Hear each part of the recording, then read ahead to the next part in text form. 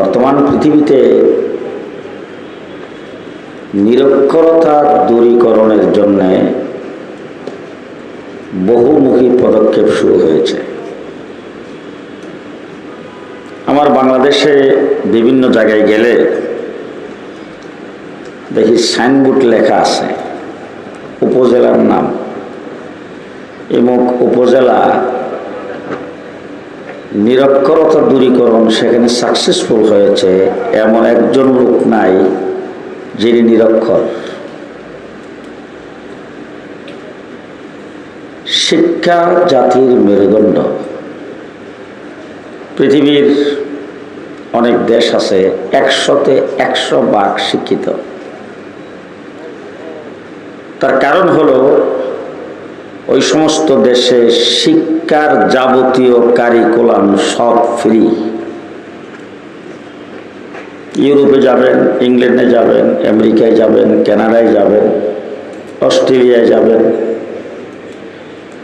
ওই সমস্ত দেশে 3 বছর বয়স হইলে বাচ্চাকে স্কুলে ভর্তি করতে হয়। 5 বছর বয়সের একটি বাচ্চা স্কুলে তার অভিভাবক তাকে দিতে হবে বাধ্যতামূলক।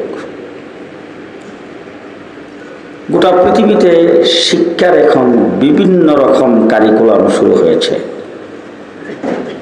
তার মধ্যে আমার বাংলাদেশও পিছিয়ে না। আমরা যখন আজকের থেকে বেশি দিন আগে না, 20-30 বছর আগে, অথবা আমরা যখন ছোট সময় স্কুলে পড়তাম, প্রাইমারি স্কুল, হাই স্কুল, তারপরে কলেজ, এর বাহিরে কোনো শিক্ষা ব্যবস্থা ছিল না। এখন ইংলিশ মিডিয়াম, কেজি, কিন্ডারগার্টেন, নতুন কুড়ি বিদ্যালয়। আপনারা জিন্দা আছেন তো? না, আমার সামনে যারা বসছেন আপনারা সবাই জিন্দা তো?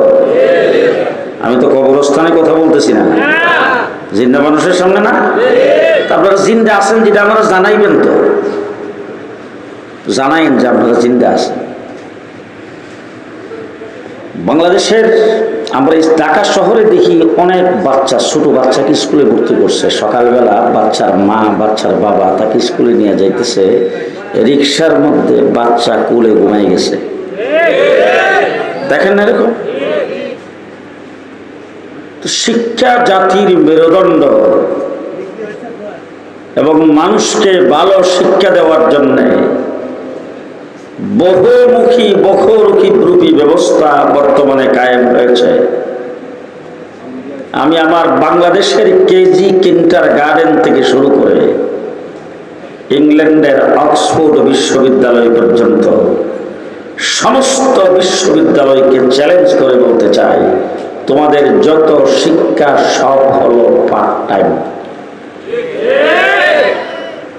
ক্লাস টাইমে শুরু, ক্লাস টাইম শেষ, বিদায়।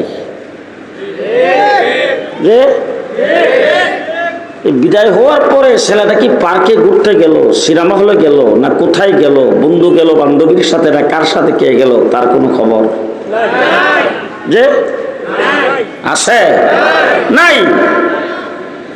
একমাত্র আসমানের নিচে জমিনের উপরে, শুধু বাংলাদেশে না, একটাই শিক্ষা প্রতিষ্ঠান, কওমি মাদ্রাসা। রাত্র দিন 24 ঘন্টা উস্তাদ ছাত্রদের পেছনে মেহনত করে, রাত্র ছুটি নাই। হ্যাঁ, আমাদের ঢাকা বিশ্ববিদ্যালয়ে রাত্রে আসার পরে ক্লাস হয়, ফজরের পরে তো হয়, তাহাজ্জুদের সময় হ্যাঁ হয় ক্লাস। যে আমার মাদ্রাসায় রাত্রের বেলা আসেন, সন্ধ্যার পরে আসবেন, দেখবেন উস্তাদ ছাত্র নিয়ে বসা আছে। এসার পরে আসবেন, দেখবেন উস্তাদ ছাত্র নিয়ে বসা আছে।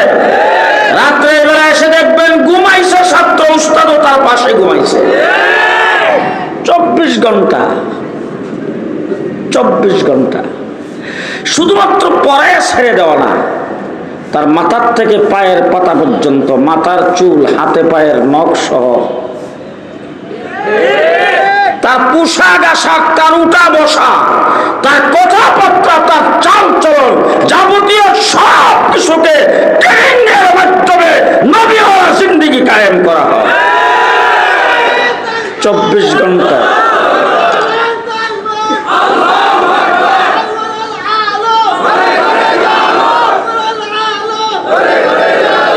চব্বিশ ঘন্টার সার্ভিস। কওমি মাদ্রাসা মানুষ গড়ার কারখানা। কি গড়ার? কি গড়ার কারখানা? মানুষ গড়ার কারখানা।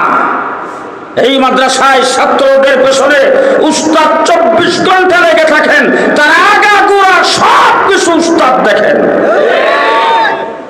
24 ঘন্টার সার্ভিস।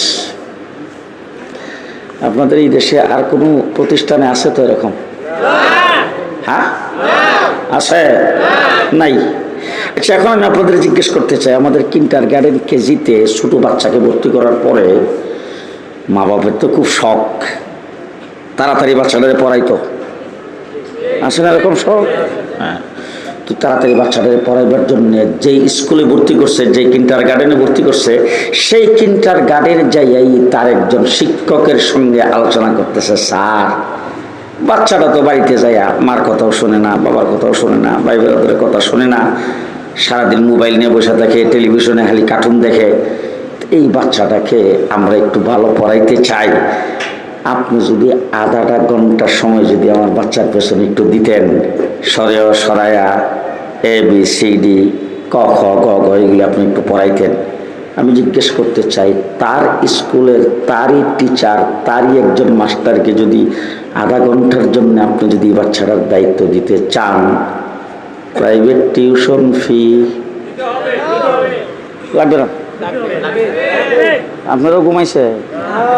প্রাইভেট টিউশন ফি লাগবে তো? যে আপনার ক্লাস টাইমের বাহিরে যে কোনো বাচ্চাকে কিন্ডারগার্টেন, কেজি, নার্সারি থেকে শুরু করে ইউনিভার্সিটি লেভেল পর্যন্ত ক্লাসের বাহিরে একটা অক্ষর যদি শিখাইতে চান, প্রাইভেট টিউশন ফি গুনতে হয়। আমার কওমি মাদ্রাসা 24 ঘন্টা উস্তাদ ছাত্রদেরকে পড়ায়, 1 টাকা প্রাইভেট টিউশন ফি নাই। আছে? আছে? জি আছে? নাই? 24 ঘন্টার সার্ভিস। 2 নম্বর, 3 নম্বর আমি আপনাদের জিজ্ঞেস করতে চাই, কওমি মাদ্রাসায় যারা পড়ায় রিটায়ার্ড করে কয় বছরে? 50, 60 বছর? আল্লাহ মাহমুদ শফি রহমতুল্লাহি আলাইহি 103 বছর বয়সে মারা গেছে, রিটায়ার্ড করছেন কয় বছর? হ্যাঁ, হাফিজ হুজুর 86 বছর বয়সে ইন্তেকাল করছেন, রিটায়ার্ড করছিলেন কয় বছরে? শাইখুল হাদিস আল্লামা মাজিদুল হক সাহেব 87 বছর বয়সে ইন্তেকাল করেছেন, রিটায়ার্ড করছেন কয় বছরে? কথা কয় না দিয়ে? যে রিটায়ার্ড না করলেও পেনশন আছে। এই মাঝখানে যারা কথা না কয় এরা ওই কাওয়া কাদেরের দলের লোক। রিটায়ার্ড না করলেও পেনশন আছে। জি, আরে মাদ্রাসায় যেদিন থেকে পড়া শুরু করেছেন, 24 ঘন্টা উস্তাদের সামনে থেকে লেখাপড়া করেছেন, লেখাপড়া শেষ হওয়ার পরে দ্বীনের খেদমত, ইলমের খেদমত, মানুষ গড়ার খেদমত শুরু করে দিয়েছেন। মৃত্যুর আগ পর্যন্ত পেনশনও নাই, রিটায়ার্ডও নাই। আছে? আছে? কি বলেন আছে? নাই। 4 নম্বর, আমাদের দেশের মন্ত্রী মিনিস্টার মারা যায় না? প্রফেসর, ডাক্তার, ইঞ্জিনিয়ার, ব্যারিস্টার, দেখবেন মারা যাওয়ার পরেই বড় নেতা মারা গেছে, লিডার মারা গেছে, তখন দেখেন পেপার পত্রিকায় আসে, টেলিভিশনে আসে, ফেসবুকে আসে, এমুক লিডার ইন্তেকাল করেছেন, তার লাশ সংসদ প্লাজায় রাখা হয়েছে নেতা কর্মীদের জন্য উন্মুক্ত করে। নেতা কর্মীরা চতুর্দিক থেকে আসতেছেন আর তাকে দেখতেছেন আর সহানুভূতি পেশ করতেছেন। আগামীকাল সকাল 8টায় সংসদ প্লাজায় তার প্রথম জানাজা হবে, বাদ জোহর বাইতুল মুকাররমে তার দ্বিতীয় জানাজা হবে, তারপরে তার লাশ দেশের বাড়িতে নিয়ে যাওয়া হবে, এরপরে তার গ্রামের বাড়িতে, স্কুল মাঠে, হাই স্কুল মাঠে, খেলার মাঠে, মসজিদের সামনে তার 3 নম্বর জানাজা হবে, পারিবারিক কবরস্থানে তাকে দাফন করা হবে। কি বলেন? ঠিক না? ঠিক। এবার আমি জিজ্ঞেস করতে চাই আমাদের আলিম উলামায়ে কেরাম যারা আজকে হযরত মাওলানা আব্দুর রব হিজবি সাহেব আপনাদের এইখানে আইসা এই বিল্ডিংয়ের মধ্যে মাদ্রাসা করেছেন, বাড়ি হইল হবিগঞ্জ থেকে আইসা এইখানে মাদ্রাসা করেছেন আফতাবনগরে। আপনারা যারা মুসলমান এখানে বসবাস করার জন্য এসেছেন, আপনাদের এই দিনের পাওয়ার হাউস এখানে কায়েম করে আপনাদের ঘরে ঘরে দিনের আলো পৌঁছাইয়া দেওয়ার জন্য সেই ব্যবস্থাটা যে উনি করেছেন। বয়স 80-র উপরে হয়ে গেছে, বার্ধক্যজনিত অবস্থা, এরপরে রোগ সুখ অভাব নাই। এই জায়গার ভিতরে তিনি মাদ্রাসা কায়েম করে রাত্র দিন 24 ঘন্টা খেদমত করতেছেন। আমাদের বুজুর্গানে দিন 24 ঘন্টা খেদমত করে শেষ নিঃশ্বাস মাদ্রাসায় ফেলেছেন, রিটায়ার করে নাই, পেনশন পাই নাই, মৃত্যুর পরে লাস্ট মাদ্রাসায় দিয়েছেন। যে হাফিজি হুজুরকে দাফন করছে কোথায়? আল্লামা আহমদ শফিরে কোথায় দাফন করছে? মুফতি আমিনী সাহেবরে কোথায় দাফন করছে? নূর হোসেন কাসিমি সাহেবরে কোথায় হয়েছে? ফখরে বাঙ্গাল মাদ্রাসায় দাফন হয়েছে আল্লামা নূর হোসেন কাসিমি, জুনায়েদ ভাবনগরী, আল্লামা আহমদ শফি। জীবন ভর ছাত্র গড়ার পেছনে, আলেম বানাইবার পেছনে, দ্বীনের খেদমতের পেছনে, মৃত্যু পর্যন্ত খেদমত করার পরে মৃত্যুর পরে লাশটাও মাদ্রাসায়। সেই ইতিহাস আর কেউ কায়েম করতে পারে নাই। জি পারছে কেউ? শেষ কথা এখন কইলে রাগ করবেন। জি যাদেরকে মাদ্রাসায় পড়াইছেন হযরত মাওলানা আব্দুর রব ইউসুফী সাহেবের মতো এরকম বয়োবৃদ্ধ অবস্থায় ছাত্রদের পেছনে মেহনত করে যারা মানুষ গড়ার কারিগর হিসেবে মানুষ গড়াইছেন, তাদের মধ্য থেকে বেগম পাড়ায় বাড়ি করছে কয়জন? আপনারাও কিছু করেন। সুইস ব্যাংকে তো ইউসুফী সাহেবের অ্যাকাউন্ট আছে। হ্যাঁ, খালেদ সাইফুল্লাহ আইয়ুবী সাহেবের 5টা অ্যাকাউন্ট আছে। যে বাংলাদেশের হাইকোর্ট সুপ্রিম কোর্টে যারা বিচারপতি হয় তারা বাংলাদেশের সবচাইতে উচ্চ শিক্ষিত। সেই বিচারপতি যখন বাংলাদেশ বিপ্লব করার পরে বেগে যাচ্ছে, তখন বর্ডারের কিনারে ধরা পড়ার পরে তার ব্যাগের ভিতরে 70 লাখ। আমরা মানুষকে মানুষ বানাই, চোর ডাকাত বানাই না। কি বলেন? মানুষকে মানুষ বানাই, চোর ডাকাত বানাই না। আমরা মানুষকে মানুষ হিসাবে, মানুষের সম্পর্ক আল্লাহর সাথে গড়ায় দেয়, আমেরিকা ভারতের সাথে গড়ায় না। আমাদের আলেম উলামায়ে কেরামের সাথে আমাদের আলেম উলামায়ে কেরামের সম্পর্ক হয় মদিনার সাথে, রওজা শরীফের সাথে, আল্লাহর সাথে, আরশে আজিমের সাথে, ভারতের মোদির সাথে না। যে মোদির সাথে না। 1.5 মাস রিমান্ডে ছিলাম, 1.5 মাস। 7টা টিম আমাকে জিজ্ঞাসাবাদ করেছে, রাত্র দিন 24 ঘন্টা। সর্বপ্রথম জিজ্ঞাসাবাদ করতে আইসে যে গালিটা দিত, তুই রাজাকার, তুই পাকিস্তানি রাজাকার, তুই পাকিস্তানি রাজাকার। তোর হাফিজ হুজুর ছিল পাকিস্তানি রাজাকার, তোর মুফতি আমিনী ছিল পাকিস্তানি রাজাকার, তোর আল্লামা আহমদ শফি পাকিস্তানি রাজাকার। এরকম ভাবে আলেম উলামায়ে কেরামের নাম ধরে ধরে পাকিস্তানি রাজাকার বলে গালি দিত।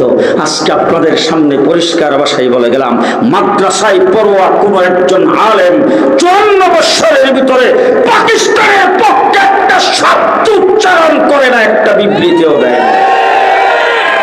দেশে কোনোদিন মানববন্ধন করছে, মিছিল করছে, জনসভা করছে? আর তোমরা বক্তৃতায় দাঁড়ায় বলছো স্বামী স্ত্রীর সম্পর্ক। কথা কয় না কেনা? স্বামী স্ত্রীর সম্পর্ক। কিসের সম্পর্ক? স্বামী স্ত্রীর সম্পর্ক। ভারতের উন্নতি, আমাদের উন্নতি, আমাদের উন্নতি, ভারতের উন্নতি। ভারতের সঙ্গে তোমাদের স্বামী স্ত্রীর সম্পর্ক লাগাইছ। পরিষ্কার ভাষায় বলতে চাই, এদেশের আলেম উলামায়ে কেরাম রাজাকার নয়, বিদেশের দালাল নয়, তোমরা সবাই ইন্ডিয়ান রাজাকার। ইন্ডিয়ান রাজাকার যারা বাংলাদেশটাকে লুটপাট করেছেন, সেই তালিকায় একজন আলেম নাই। আছে কোন আলেম? যে আজ পর্যন্ত ফেসবুকে মিডিয়াতে কোথাও কোনো জায়গায় দেখছেন কোন একজন আলেম উন্নয়ন করতে যায় রোডের বদৌলতে বাস? যে কোন একটা মসজিদের ইমাম রোডের বদৌলতে বাস দিছে? 5টি টাকা বাংলাদেশের বর্ডার পাস করে কোথাও চালান করেছেন?